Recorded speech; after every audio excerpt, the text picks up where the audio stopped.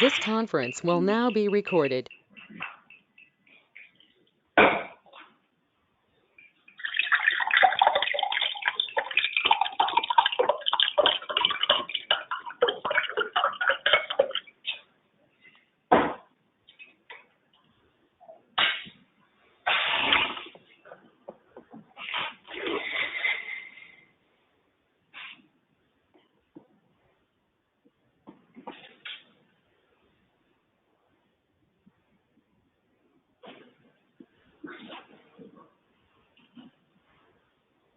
Okay, in just a minute, we're going to get started with the Grasslands Offset webinar hosted by Bluesource and the Climate Action Reserve. I do hear some background noise on the line, so if you are calling in by phone or you are calling in by your computer, could you please mute your sound?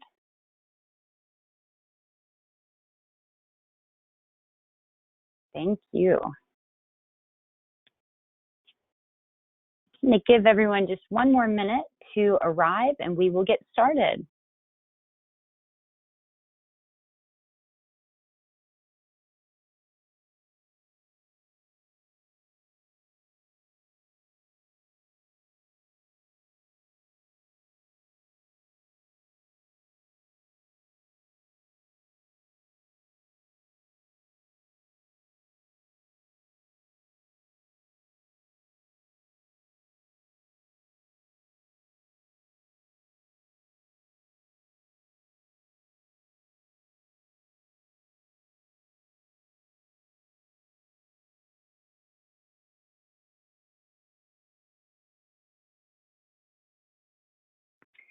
Okay, welcome everyone to the Grasslands Carbon Offset webinar hosted by Bluesource and the Climate Action Reserve.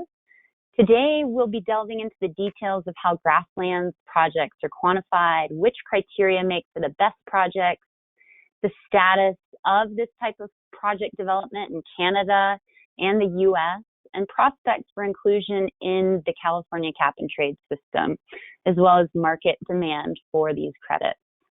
Today, we have 3 speakers who will each talk for about 20 minutes, and then we'll end with a 15-minute question and answer session. If you've got a question during the presentations, please use the chat function in GoToMeeting to input your question, and we'll be sure to get to it at the end. We'll try to go in order of the questions that come in, but we may also group them by question type to answer a certain grouping of questions that all relate to the same topic. Our first speaker is Betty Zavariz, Policy Manager of the Climate Action Reserve, and she will let us know about project eligibility and crediting for Grasslands Offset projects. Next, we're going to have Liz Lott, Bluesource's Forest Carbon Director, discuss Grassland Offset project cycle and what makes a good grasslands project from a crediting standpoint. Lastly, we'll have Jamie McKinnon, who's Vice President of Bluesource, discuss the use of the Grasslands Offset Protocol in Canada and prospects for future inclusion of it in provincial greenhouse gas regulatory schemes.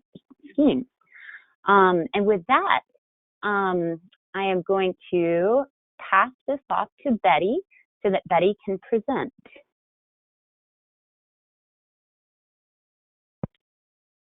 Sounds good. Thank you. Lizzie, do I have, okay, let me see.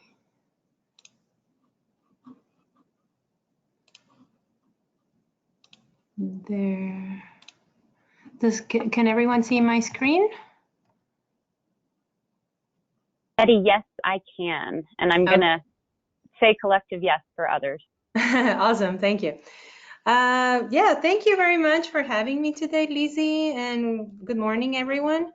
Yes, as Lizzie mentioned, I'll be talking about our grassland project protocol and give a brief description of where we are right now with our Canada grassland protocol.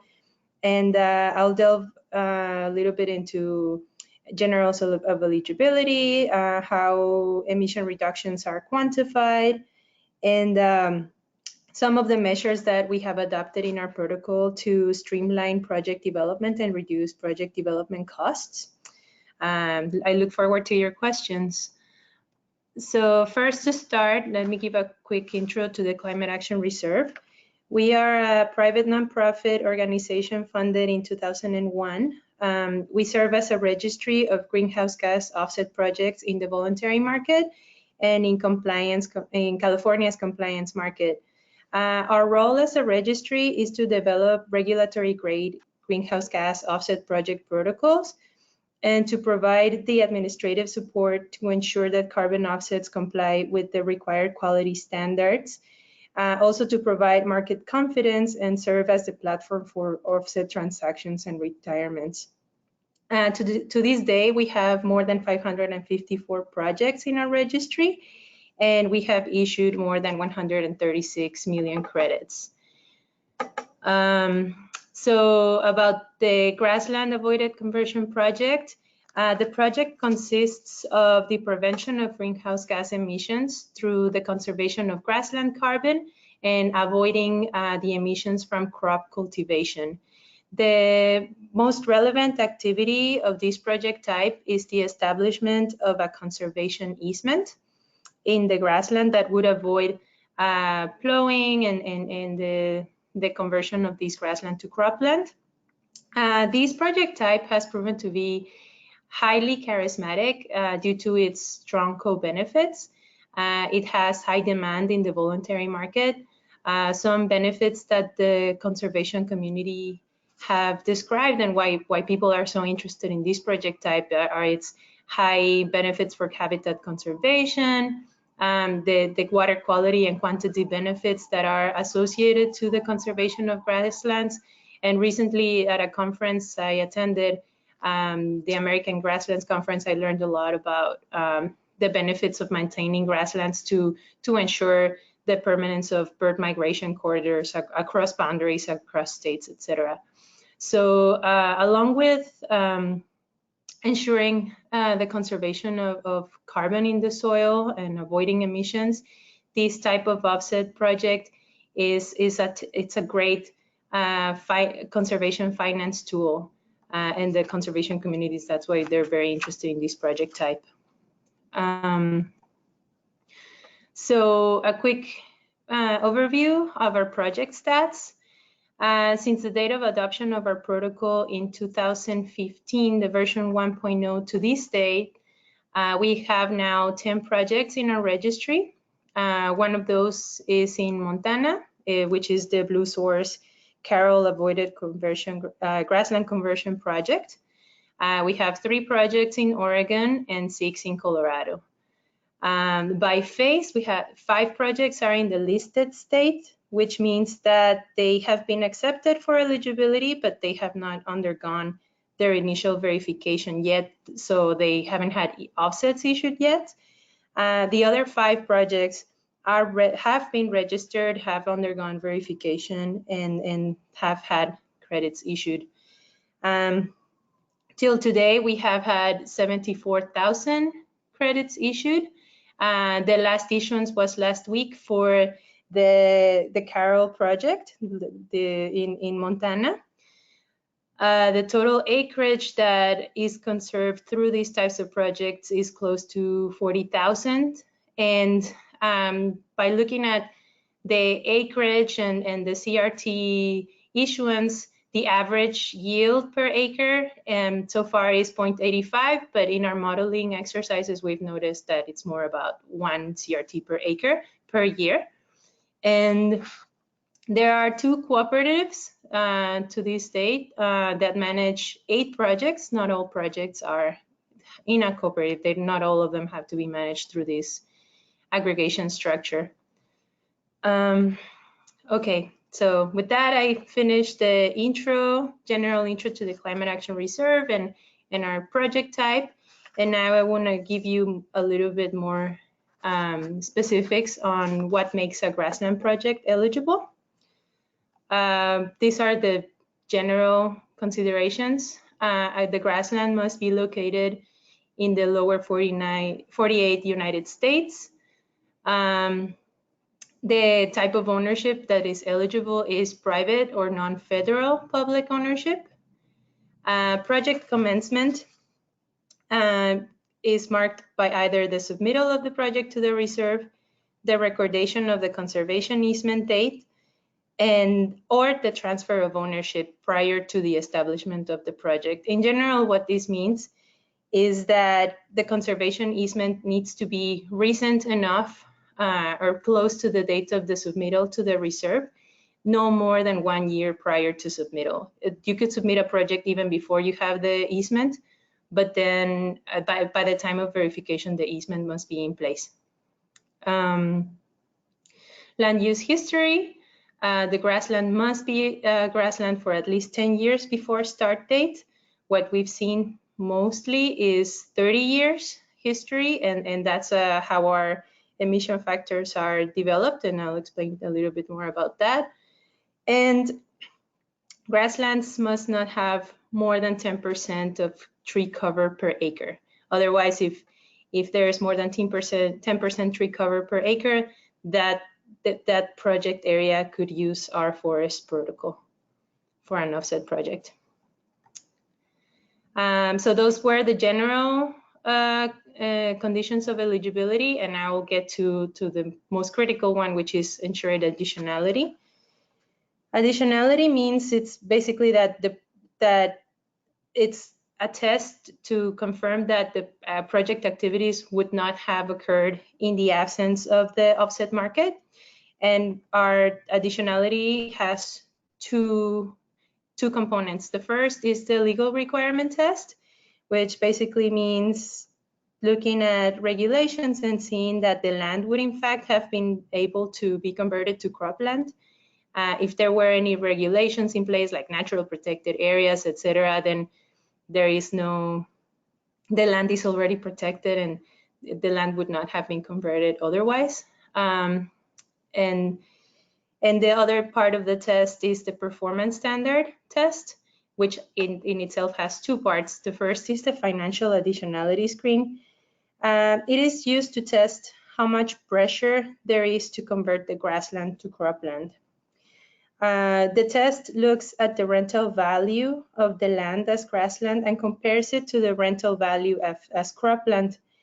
If the value as cropland is at least 40% higher, then it is considered that the land is under threat to conversion, and the project is eligible with a baseline emissions discount. If this cropland premium is 100%, meaning like at least twice than the grassland value or more, then the project is eligible without any type of discount, just meaning that the threat, we are more certain that there is a threat to conversion. So then the baseline emissions are not discounted. And we have a sliding scale in the protocol defining, like, looking at what the cropland premium for your project is. There is a specific sliding scale of discount applicable, and that's in the protocol and in the GRASS tool.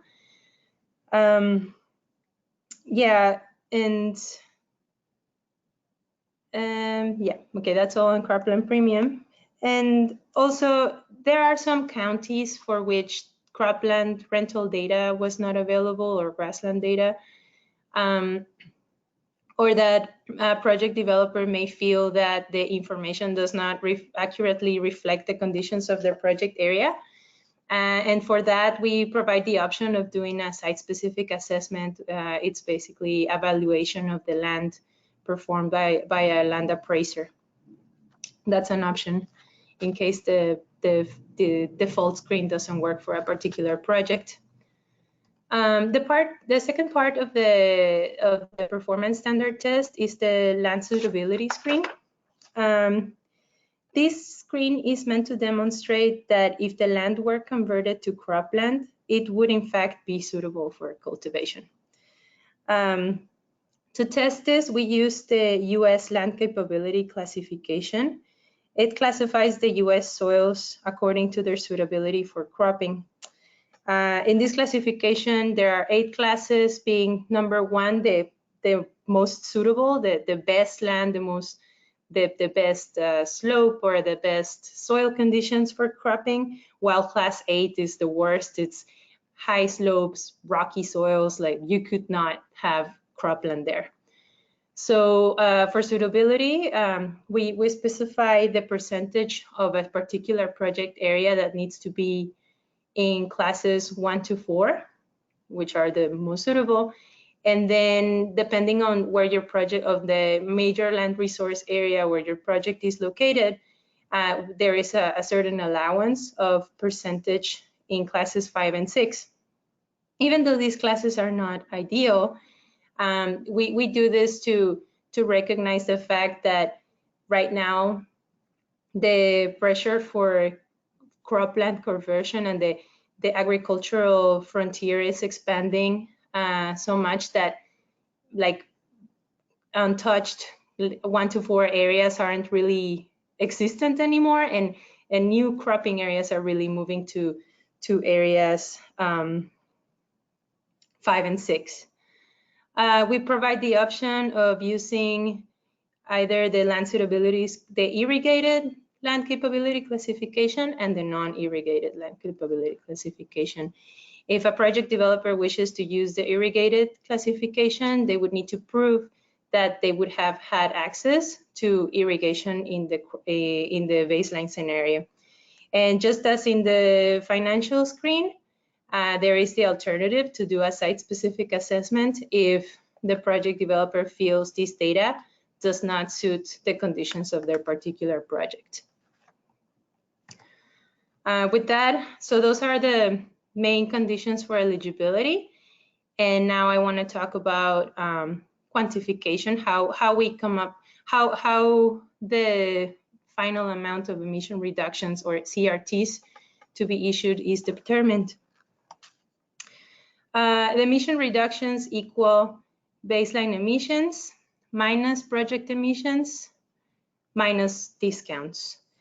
The baseline emissions represent the avoided loss of below ground carbon and the avoided emissions from cropland cultivation. To that,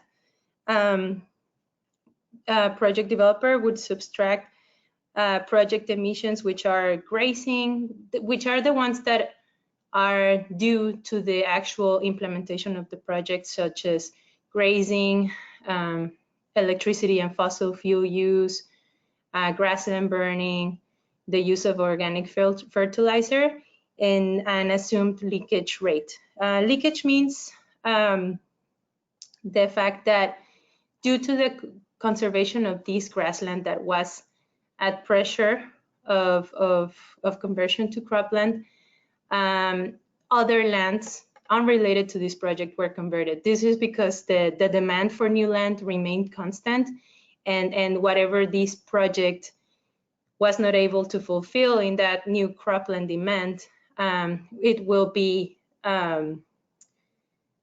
supplied by other project areas, and that's a 20% discount. And then from baseline emissions, we also subtract some discounts which are more related to the uncertainty of the modeling. That's uncertainty of baseline conversion and uncertainty of modeling future practices. I put in there the buffer pool contribution as a discount, but it really is not a discount. That happens after the fact of the total emission reductions are quantified. And the buffer pool contribution is basically something that a portion of the credits issued to the project that are sent to a common pool that would compensate for whatever unavoidable reversal that happens in a project area.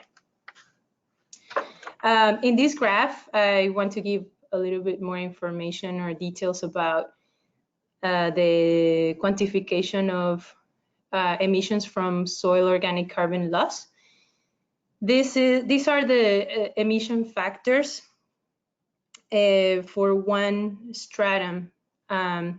This stratum is the one in the Northern Pacific Coast Range with fine soils and a grassland area with at least 30 years with that land use history.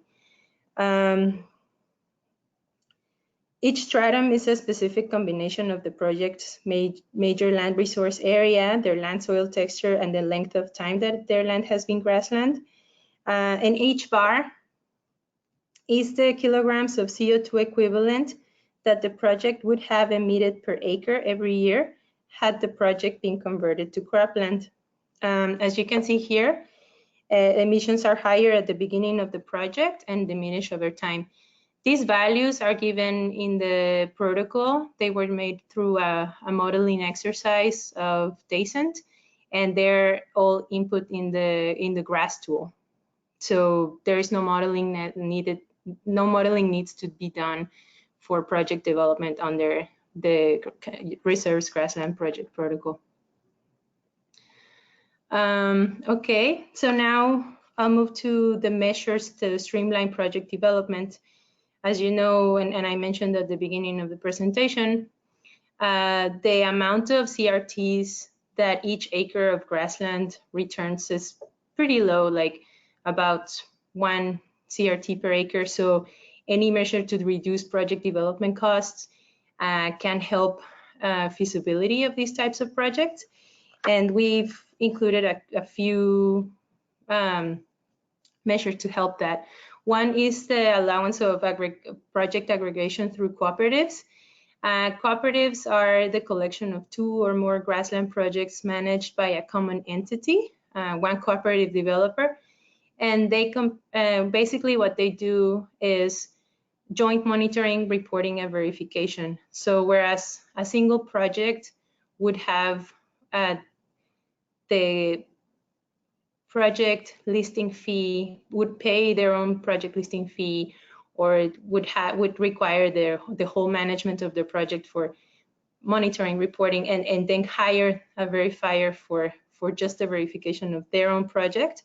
In cooperatives, all those costs and activities are shared, and they're meant to simplify and support landowners that may not be specialized in offset project development.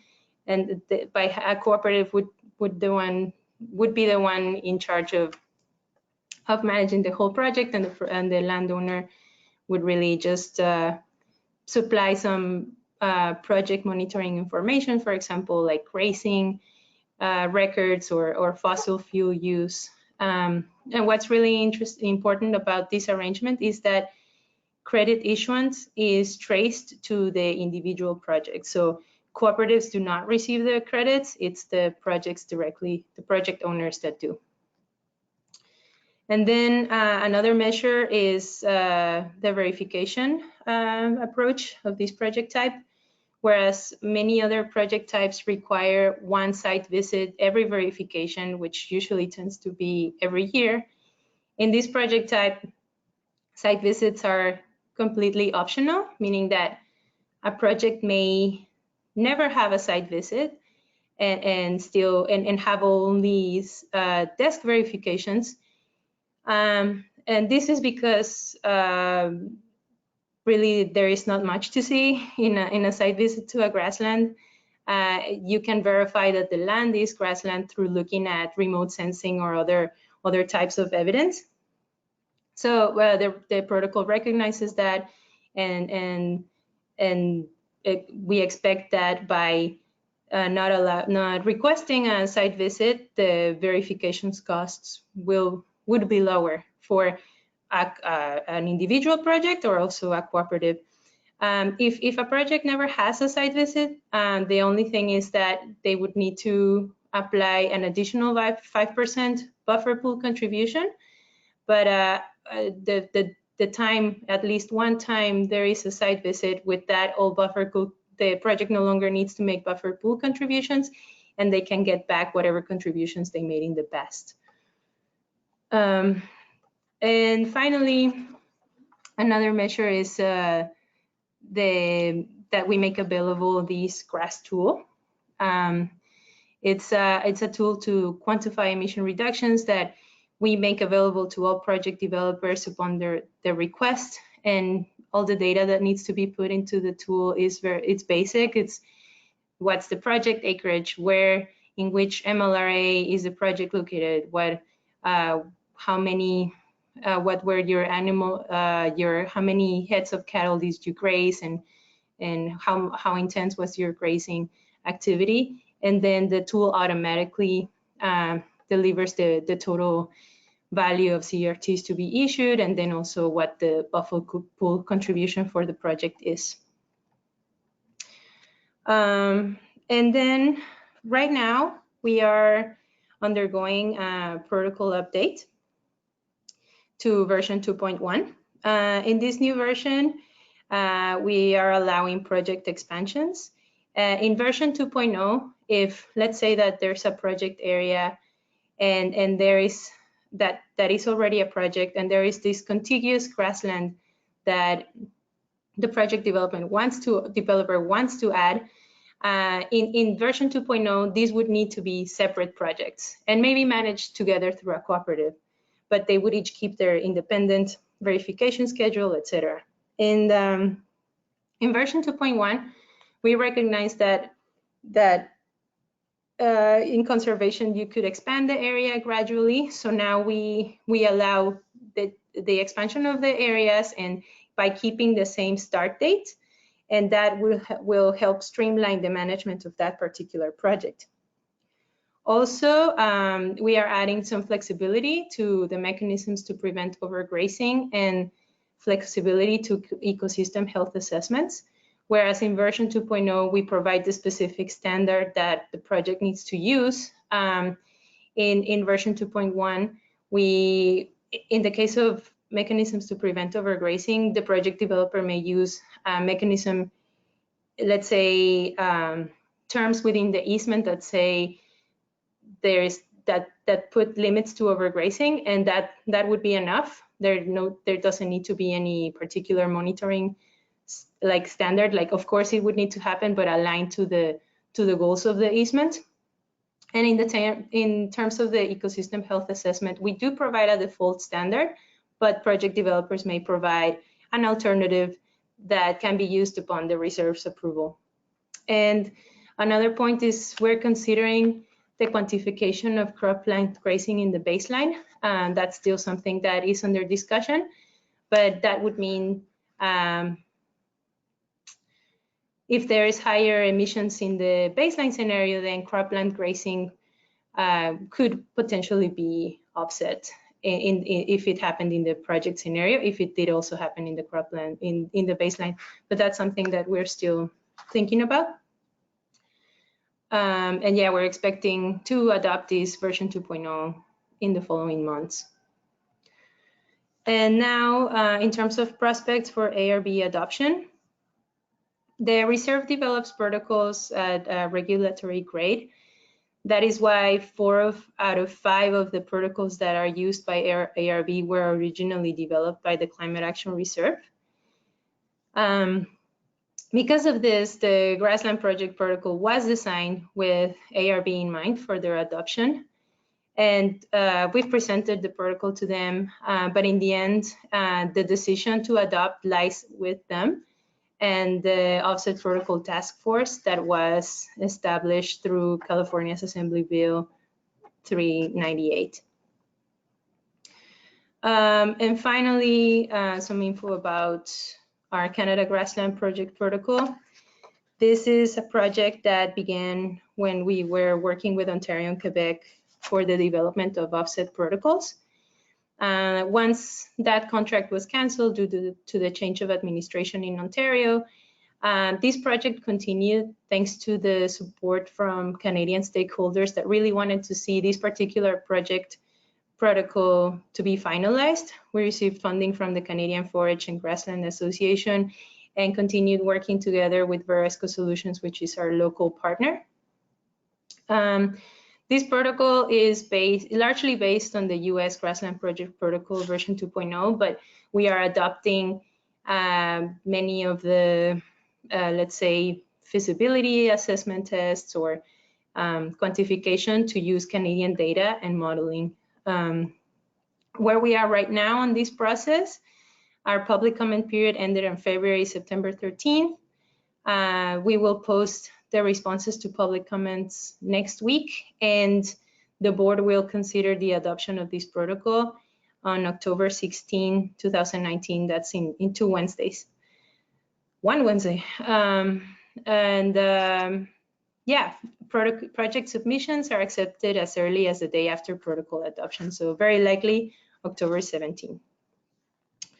With that, I finish my presentation, and I look forward to your questions. Thank you. Fantastic. Thank you, Betty. Betty, if you could just make the presenter now Liz Lott, that would be great. Sure, let me see. Let me see. I think I might be able to do that. There we go. Okay, sounds good. Thank you. Wonderful. Thanks, Betty, and thanks, Lizzie. And I hope everyone can hear and see my screen okay. If not, just let me know in the chat. So my name is Liz Lott. I'm the Director for Forest Carbon Projects here at Bluesource. Primarily, what we like to do at this kind of section of the webinar is really from a development standpoint, talk through, as a project developer, what we see in terms of eligibility, like Betty touched on, from a landowner's perspective and just from a project development perspective. So kind of going through who we are at Bluesource, different property attributes that really make a winning project from the development perspective, as well as going through kind of the mechanics and timeline of project development. So who is Bluesource? We are one of the oldest and largest project developers. We've actually been in carbon markets since 2001, so we've been around for quite a while. As a developer, what we do from Bluesource's perspective is we do everything from looking at a project, screening for eligibility in all different markets, shepherding the projects through calculation, verification, registration, to the final sale of credit. So we're really a turnkey project developer working with the landowners on behalf of the landowners, and I'll describe that process a little bit more later on. We operate in a wide variety of project types, so I'm with the land-based sequestration team that focuses on forest lands and grassland projects. With the land-based sequestration, we have strategic partners that are included in some of the folks seen here in the slide, and they include an array of nonprofit conservation groups, to different timber investment organizations and other partners in the environmental market space. We've also worked with developing compliance grade credits for California ARB market in forestry, and we're really excited about the prospect of getting these grassland projects adopted by ARB, and we're hopeful for that in the future. And in addition to land-based credits, we've also transacted a whole host of environmental credits in the marketplace. So, you know, in terms of grassland and forest carbon, what we're talking about is a metric ton of CO2, and what Betty was referring to as CRT. That is the unit that is traded for a voluntary grassland protocol, but we've also operated in a lot of other marketplaces that transact different other types of units.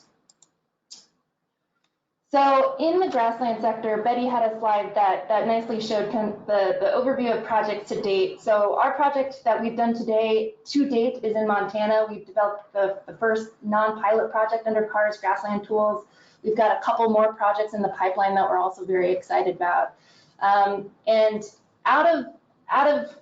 so we have developed 8,000, so the Carroll grassland is about 8,000 acres. We've actually looked at quite a lot of acres. We've looked at over 450,000 acres, and for reasons that I'll describe in a minute, we looked at so many acres, and you'll see that not all acres are well suited towards a grassland project. So that is why one of our key jobs here is really screening for eligibility, and it's important to both find the right fit from both the developer's perspective, but also for the landowners, because we want to make sure it's worth their time and effort as well to make sure that they're getting the value for the project. And across our whole portfolio, we've actually generated over 1 million agricultural-related credits. Some of these include forestry avoided conversion projects, which operate very similarly to grassland projects, where we are avoiding the conversion to agriculture, but in this case, it's forestry avoided conversion, and now we're looking at grassland avoided conversion. So Betty mentioned, and I just kind of want to touch again on kind of the high level mechanics of what grassland carbon offsets are. and why they are able to generate credit. So essentially, what the avoided conversion is saying is that you are preventing the conversion to agriculture, and that is keeping the currently sequestered carbon that has been sequestering in the soil carbon over a long period of time, and you're keeping that intact. So if you were to actually convert to agricultural row crops, the tilling and process of turning over the soil would create a very large amount of emissions of CO2 and other greenhouse gases into the atmosphere. So by putting an easement in place and actually preventing the conversion in perpetuity to row crops, you're ensuring that that stays sequestered in the soil. And the idea behind these grassland protocols are really to reward landowners for keeping the grass as grass for a long period of time and continually promoting and ensuring that that continues on into the future. So really, when we have a lot of primary conversations with landowners and want to talk through what are the good characteristics of a project. So Betty touched on what makes a project eligible. This is really to talk more through what makes a good project. So for the grassland type, you can be eligible for a grassland project, avoided conversion grassland project, if you've been in grassland, if your land has been a grassland over 10 years. But really, what makes a good project is if you've been a grassland property for over 30 years. The longer your grass has been grass, essentially, the longer it's had time to sequester the carbon in the soils, and that's better. Betty, also, you touched on the soil types. So there's different, and the NRCS defines prime agricultural soils and gives it a classification 1 through 8. Really, the higher proportion of a property in grassland carbon the soil carbon classes 1 through 4, the better. As Betty touched on, there's only 7 and 8 are not allowed.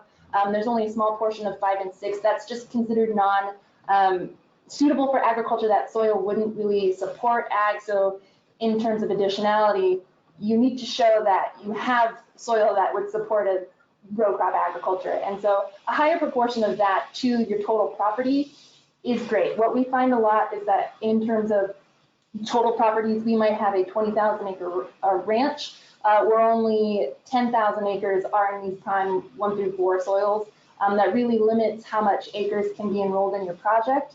And so the higher proportion of those eligible acres, the better. And in terms of management, it just goes without saying that you want to have and need to have non-intensive grazing mechanisms in your land. So you cannot have high density cattle grazing. You need to have low density, and in terms of the grass tool that Betty showed, the fewer animal grazing days on your property, the higher the crediting for your project. So if you've got 1 or 2 cattle per acre, that's ranging for a few months out of the year, that does better for your being able to generate credits. In addition, even though irrigation is allowed if your property is irrigated, again, Betty mentioned that you can have irrigation, but you'd have to demonstrate that in the baseline. So really, it is highly beneficial to not irrigate in your project scenario. And in addition, you have a higher percentage of soils in classes 5 and 6 that are likely to be eligible, going back to that prime agricultural soil proportion. If you don't have irrigation, you're allowed a higher percentage of 5 and 6 into your project area. And then for project size, really the bigger the better. You're trying to get economies of scale. One of the great things about grassland project is that the development is much less expensive than other types of land-based sequestration projects, but we really like to see bigger projects. If you have over 10,000 eligible acres, that's really preferred. Like Betty mentioned, you can get about 1 credit per acre. So if you have 10,000 eligible acres, you can imagine you'd be generating about 10,000 credits per year on an ongoing basis. Now, and I just want to emphasize again that is eligible acres. So again, your total property or aggregated properties, if you're doing a co-op, if you have a bigger footprint, the more eligible acres you can include, and that will be better for your project. And then lastly, continuity, we get asked about a lot. It is not a requirement to have a continuous footprint. As in just one singular parcel, you can have multiple parcels. Now, if you have multiple parcels, it might make the development a little bit more complex, but it's definitely not a requirement. Really, what I would emphasize is that if you have multiple parcels, you'd want to make sure that they are under the same easement or similar easement timing so that you could have those properties enrolled in a singular project. So in terms of the landowner obligations, like with development costs, the landowner obligations for a grassland project are pretty minimal. Now, because the trigger for starting a grassland project is the signing and recordation of an easement, that kind of goes hand in hand with your monitoring, because you're going to be monitoring this project for 100 years.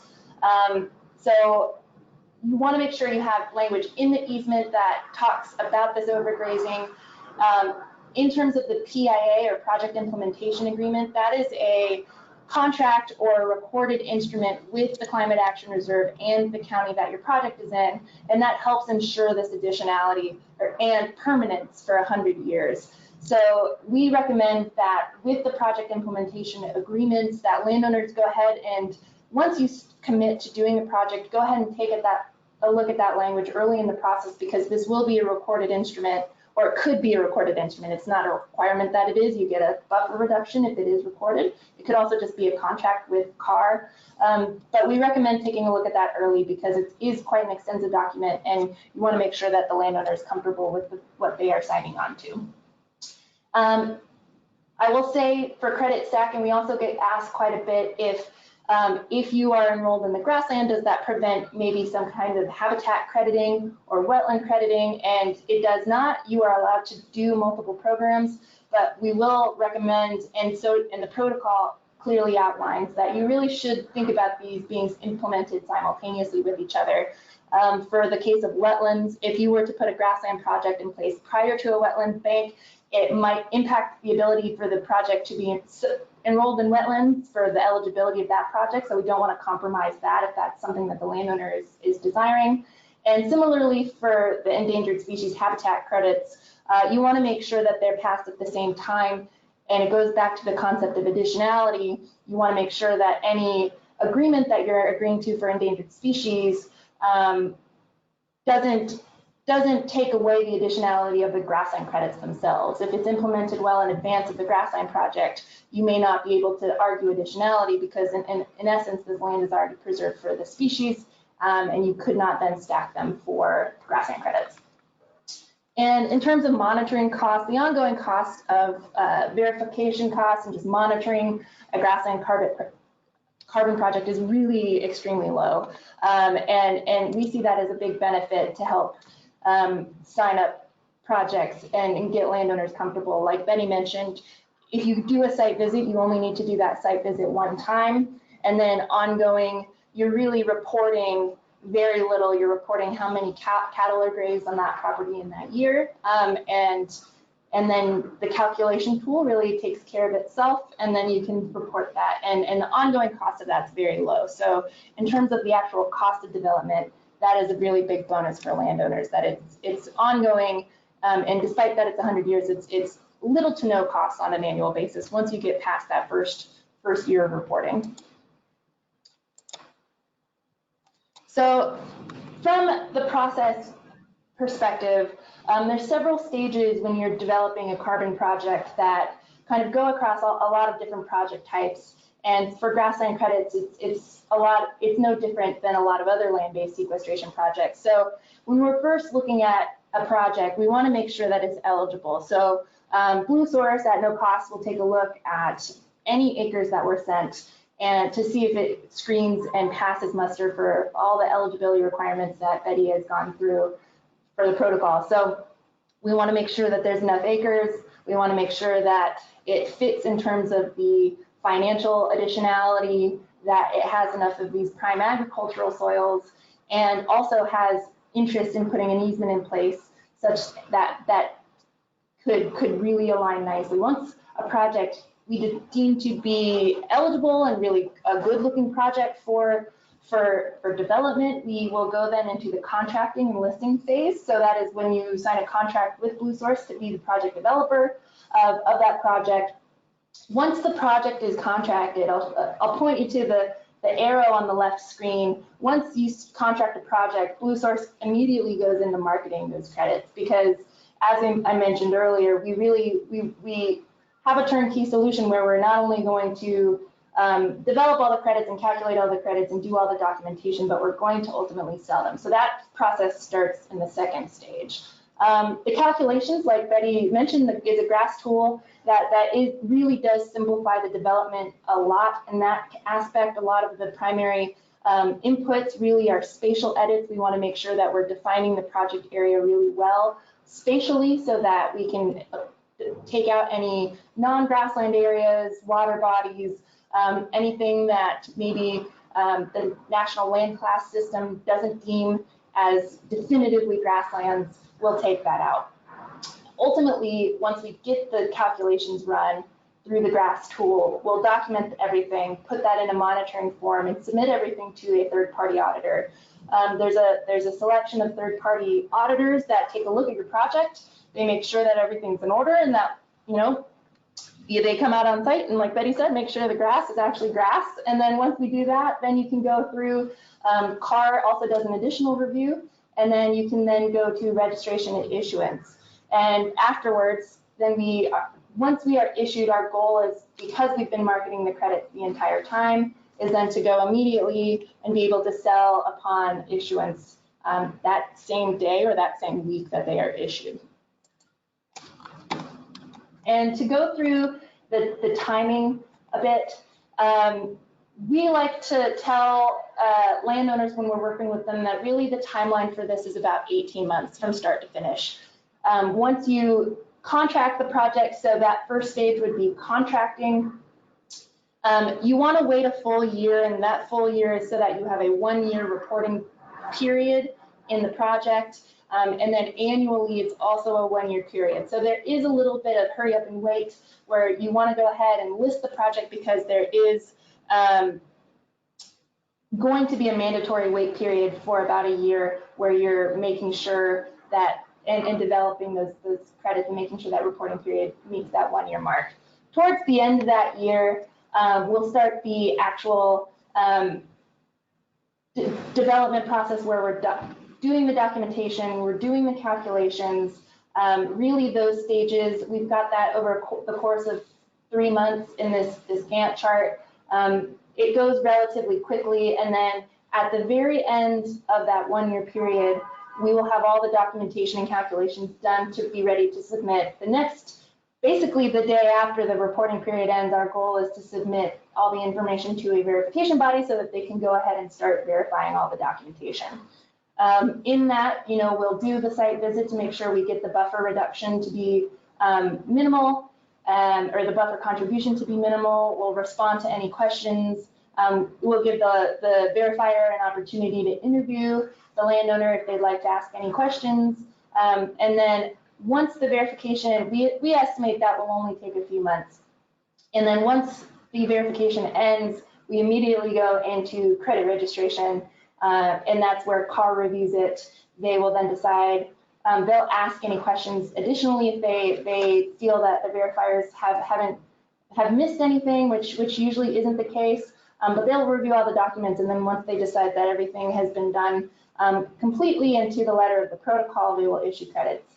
And again, right after we issue credits, we've been marketing for that year, and then we hope to sell the credits immediately upon issuance. We give it an extra couple months in case, but really we have a great track record of selling immediately upon issuance or within a very short amount of time after issuance.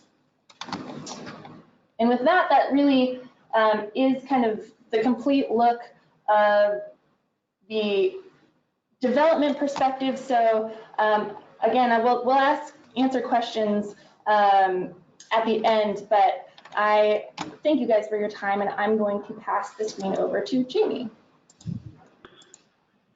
Thank you so much, Liz. All right, Jamie, you should be in control now. Great. Thank you, Lizzie, and thank you, Liz. All right. Great. Well, hopefully you can see my desktop here. Lizzie, maybe you can confirm if that's the case.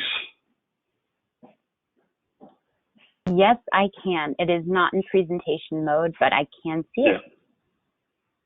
Great. There we go. Well, hi, everybody. So I'd like to really build off of what Betty and Liz have presented, really in specific reference to the grasslands opportunity in Canada. And I'd like you to take away three things from this presentation. The first is that avoided conversion of grasslands represents a very significant opportunity in Canada, both in terms of offset potential and in greenhouse gas mitigation and other co-benefits. The second is that these opportunities exist both within the voluntary and the compliance markets. And there's an interplay between those that we're going to talk about that needs to be managed. But those opportunities are within both those markets. And the third is that it pays off to engage early in these opportunities, both from the perspective of a potential buyer of offsets from a grasslands project and from a landowner. These are long-term commitments that a landowner does not take lightly and requires a degree of revenue certainty to be able to make those commitments. And so we will often engage very early in that process, and that creates that opportunity for buyers to engage early on in the process. So let's jump into those three areas. So in terms of the opportunity, I think this slide really speaks to both the potential in terms of greenhouse gas reductions, but also additionality. Original native grasslands in Canada covered 141 million acres across Alberta, Saskatchewan, and southern Manitoba. We've lost 115 million acres of that from conversion to row crop agriculture and development. So that is a significant rate of conversion over granted a long period of time. The good news in that is that there remains 26 million acres, which is not unsubstantial in terms of a land base.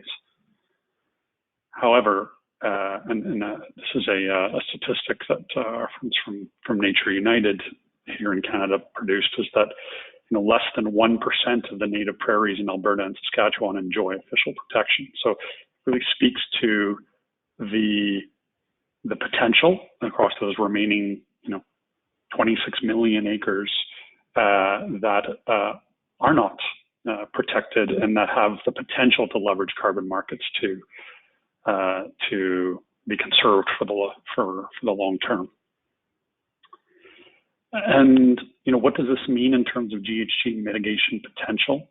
Well, there are industry estimates in this regard that look at 16 million tons of CO2e potential to 2030. Now, that is a material volume, both in terms of what it can supply in low-cost mitigation to compliance markets, certainly to voluntary markets, but it's also significant in terms of its contribution to Canada's greenhouse gas reduction targets. So I think that's just telling of the very real and considerable potential that avoided conversion of grasslands has in Canada. Okay. So what's the context of Canadian carbon markets that are needed to leverage this opportunity? Well, for the voluntary market in Canada, I think it can be said to support moderate volumes of offsets in this category, and at pricing that ranges considerably from really quite low levels that may offer very little incentive to a landowner to much more considerable levels of pricing that do offer interesting incentives. And the difference between that sort of range of, call it $5 to $15 Canadian per ton, really depends on differentiating factors that are whether it is a nature-based project. This would be relative to, for example, an industrial type project that would be on the lower end of that range. Nature-based projects, of which this is one, certainly commands a premium. The extent to which it has co-benefits and how charismatic those co-benefits are is a major factor. And certainly the extent of Indigenous participation is another major factor in the value of an offset in the voluntary market. The compliance markets are certainly offer a more robust demand, and there are estimates ahead of we have outside of Alberta and Quebec have yet to have full year of reporting in these systems to really tease out what market demand is, but certainly the estimates are in the 6 to 9 million tons per year of demand for emissions reductions, which would lead to significant demand for offsets in the system. And if we look at existing systems of a very similar design, which would be the case for Alberta, we've got carbon pricing in the order of $25 a ton, and which is certainly one of the highest, if not the highest in North America and globally in terms of carbon pricing. We have, I think, every reason to believe that the federal system, which applies partially in Saskatchewan, applies in Manitoba, Ontario, will offer similar, if not higher pricing, given that the indicator for pricing and offsets would be the carbon levy that is rising $10 a year from $20 this year to $50 a ton in 2022. So robust demand and some very encouraging pricing signals for offsets in the federal system and in the Alberta provincial market. So that's the demand side of the equation. In order to bring supply to market, in order for these projects to capitalize on that, we need protocols. And what's the situation with respect to protocols? Well, we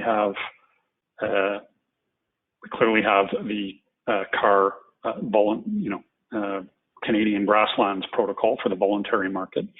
And as Betty mentioned, we hope to have that in its final version in just a few weeks' time. And in the compliance markets, we've got, I think, encouraging signals. Alberta,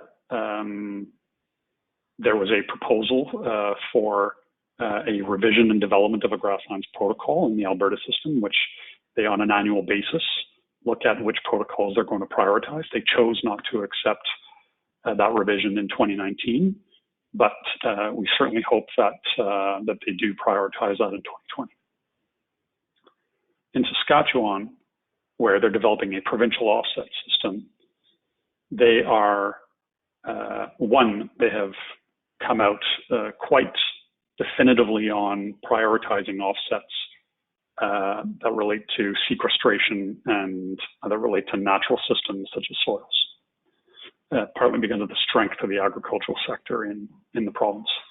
And the Saskatchewan Ministry of Environment is certainly very open to proposals to adapt protocols in a streamlined process, and they've just completed a consultation process, and now they are going to be moving into a phase of protocol adaptation, certainly throughout 2020. And I think there's every reason to believe that grasslands will be very high on their list once they start that process in earnest.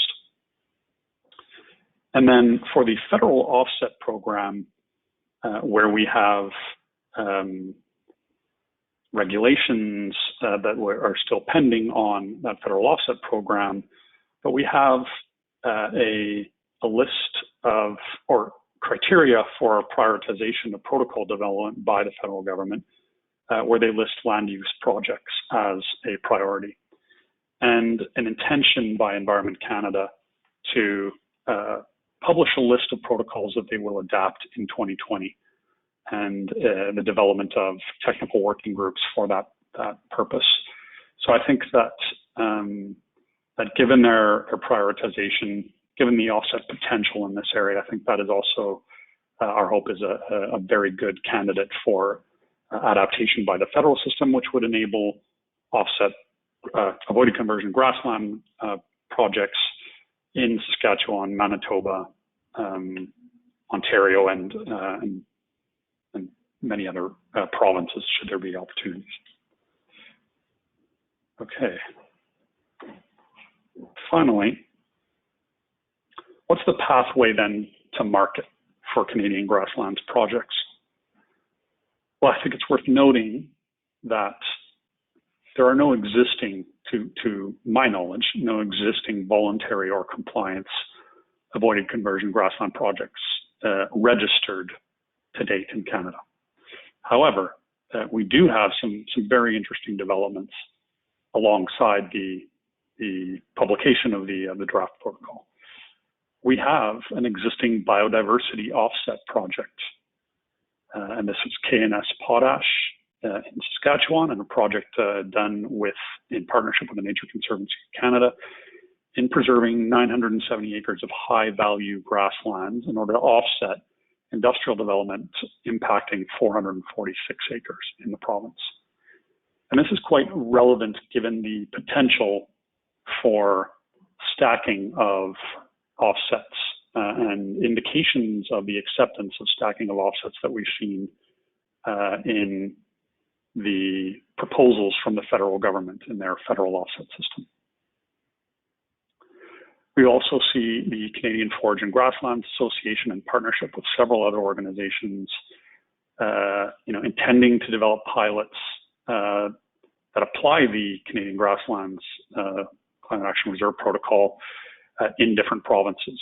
So I think we'll expect to see pilot projects developing in the near future. And then I think certainly our U.S. experience in project development in grasslands and the soon, hopefully soon to be in effect Canadian Grasslands Protocol by Climate Action Reserve, that really allows us to model project revenues and costs and commitments for landowners looking to assess this opportunity. And I think there are very important considerations for a landowner in assessing this opportunity. They have different options ahead of them in this landscape of a voluntary protocol existing and impending development of compliance protocols. They can develop a voluntary offset project using the CAR protocol upon its approval. Or they can await a compliance protocol applicable to the relevant province in the hopes of capitalizing on higher pricing in the compliance market. But they're going to want to prepare for that opportunity in the meantime as they wait for that. And finally, there's certainly the potential to develop a voluntary offset project with the hopes of transitioning to a compliance project when that pathway is available. Now, hopes is the operative word because that strategy would carry certain risks of ineligibility, as it's not clear that is or would necessarily be possible. So I think those options are ones that need to be considered in the context of the current uncertainties related to the federal carbon pricing and the federal carbon market as we head into an election here. And depending on what happens and the continuity of federal carbon pricing and the development of these provincial markets in Saskatchewan and Alberta, one strategy might be better than the other in that. And I think that that speaks to really the need to help, for landowners to understand the opportunity, assess those different options, and be flexible and adapt according to how these markets and protocols develop. So I'd just like to come back to the 3 points that I hope I've been able to transmit in some way. First, there is significant potential for avoided conversion of grasslands offsets in Canada, that potential exists in both the voluntary and the compliance markets with different trade-offs and different values associated with each one, and that the long-term commitments required by the landowner, the different options that a landowner can take, really provides for value in engaging early, both from the buyer's perspective of being able to provide some of that revenue certainty for the landowner to lean on in making that long-term commitment of an easement, and from the perspective of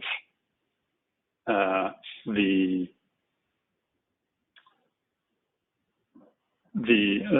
value to the buyer in engaging in the market early and contracting low-cost mitigation in these systems. So I will leave it there, and I will pass it back to Lizzie for question period. Thank you very much. Jamie, thank you so much. Really appreciate that. Super. Well, what I'd like to do is open up the question and answer session, and we've gotten some great questions in the chat function. And so I'm going to start with those that were asked first and move through them. And if you do find yourself with a question, go ahead and put it in there. We'll try to get to it.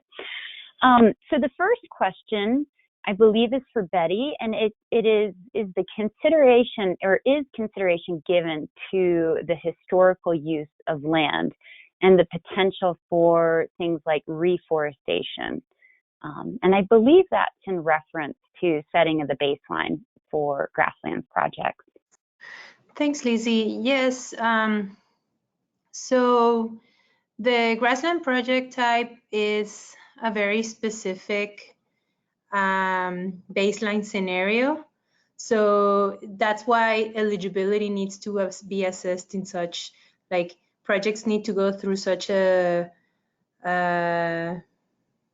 you could call it strenuous eligibility assessment process, because we have a very specific baseline scenario, and that is grassland that has been such for at least 10 years to 30 years or more. And we've modeled the content of the carbon in the soil, assuming that scenario.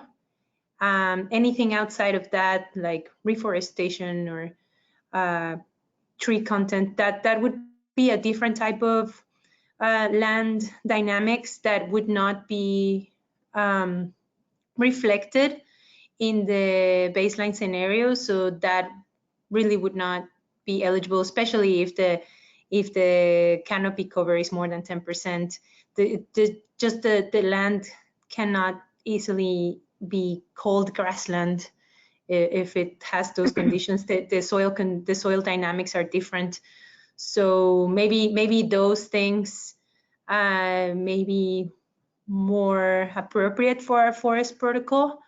And right now we're developing under another program, the Climate Forward, a reforestation methodology. So maybe that's something that the person who asked the question may be more interested in. But yeah, Grassland Project has a very particular baseline scenario. Thank you, Betty. And a follow-up question on that we got was, how was the decision made that 10% tree cover was the limit?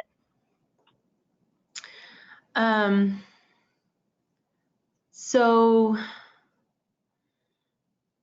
I would imagine that was something defined in the stakeholder process back in 2015. I was not there in the reserve at the time, but I think it again goes to the point that that just having more than 10%, you can't call it a grassland. It's just a different type of ecosystem. The modeling doesn't apply, and then should just be considered a forest land. Great, thanks, Betty. A couple more questions just with regards to eligibility. There's a question about whether or not consideration of the historical use of the land. Skipping that one. Question about grasslands being under threat for conversion by both agriculture and urban development, and whether or not you think the protocol will be adapted for avoided conversion to other types of development or use other than crops in the future. That's also part of the modeling approach. As I mentioned, our SSRs are like the sources, sinks, and reservoirs that we are accounting for in the project scenario are the use of fertilizer, the use of grazing, and irrigation emissions, etc., that are very specific to the project scenario. And if we were to convert, let's say, to urban use, we're not actually so certain that the carbon content would be lower. Think, for example, you put a big development with a huge, irrigated grassland area, you plant trees, etc. The scenarios and changing to other land uses are so different, and in particular that the particular modeling approach in this protocol does not account for that. So at this time, we're only keeping it grassland to cropland, and it would just be a completely separate, different modeling approach if we considered other land uses. Great, thanks. And is there a thought for developing a calculator tool for Canadian grasslands projects? Yes, after protocol adoption, we will start working on developing the grass tool. Yeah, that's something that will come out, and also not just the grass tool, also our user guide, which is a document that takes the protocol text and translates it to how to develop a project, like the steps by steps of how to do it. Super. Okay.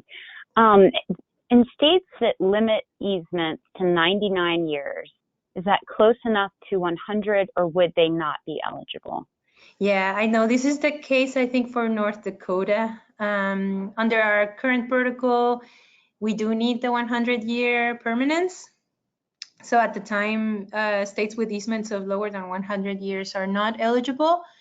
At this time, we're not exploring a change in the U.S. grassland protocol, but what we've done in Canada is adopt the ton-year accounting approach, which allows for shorter commitment periods. And instead of issuing for the time that the grassland is committed to be kept as such, the 100 years, you get credits for the actual atmospheric benefits that the project is given. So it's we're subdividing the benefit over a 100, like you get 1% of the credit every year, and that's what we consider the actual. It's not reversible. So that's a different approach to shorter commitments. At the time, in the U.S. grassland protocol is not available. It will be available in the Canada grassland protocol, and maybe for a future protocol update that would be in the U.S. that would be a possibility.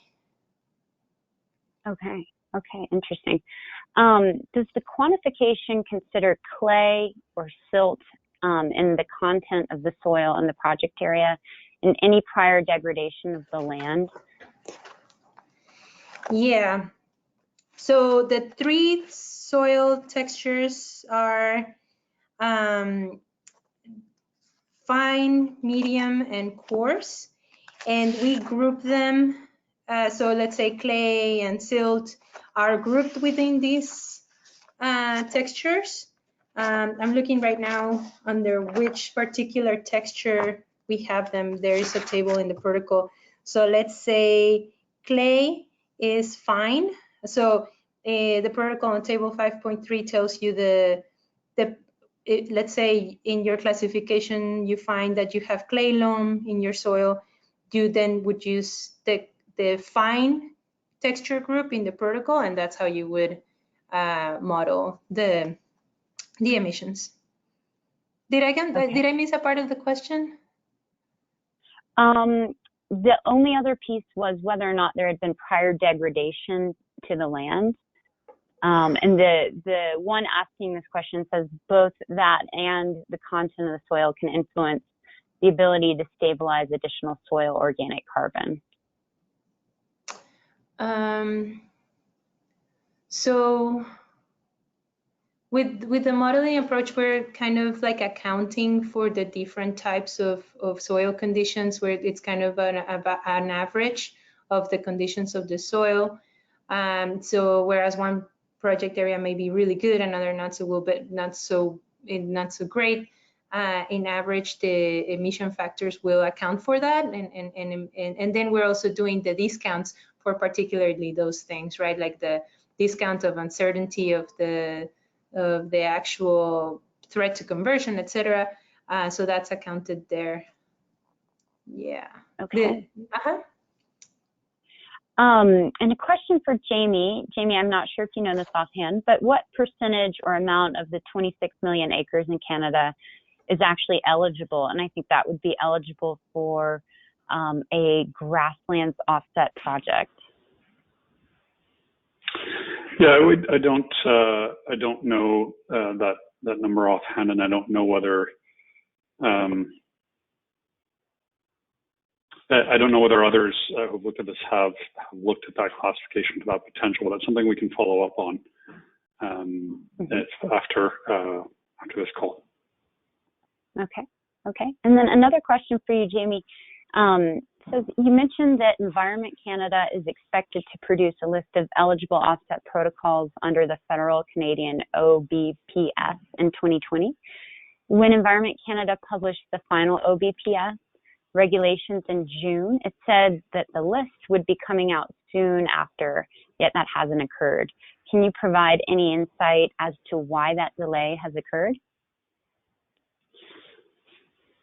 It would certainly be speculation on my behalf to do so. I think that the fact that we have elections and the in 3 weeks' time, and certainly the blackout period, but even long before that official blackout period, I think governments are remiss to be putting out new policy statements or new elements to existing policies. So I would suspect that that we're going to see a lot more action after the election results, perhaps depending on what that result is.